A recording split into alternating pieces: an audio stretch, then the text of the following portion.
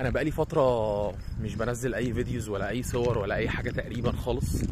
الواحد كان بصراحه مكسوف على دمه كده ان اي حاجه تحصل الفتره دي، اكيد مع الاحداث اللي بتحصل ومع اللي بيحصل لاخواننا في فلسطين.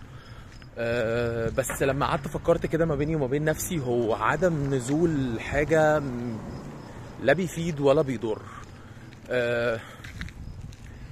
انا فكرت في فكره مختلفه، انا هرجع اصور وهنزل فيديوز تاني بشكل مكثف الفتره اللي جايه، واي فلوس باي شكل من الاشكال هتيجي عن طريق الفيديوهات دي، عن طريق مشاهدات او عن طريق يوتيوب او عن طريق اي حاجه ايا كانت، كلها هتروح للهلال الاحمر، مساعده لاخواتنا في فلسطين.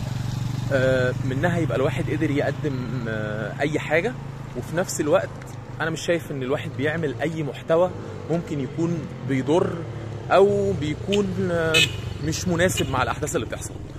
قولوا لي في الكومنتات لو انتوا شايفين ان القرار ده مظبوط، ولا انتوا شايفين ان الواحد يفضل واخد فتره ان هو زي ما نقول كده حداد. انا مستني ارائكم وشكرا لكم.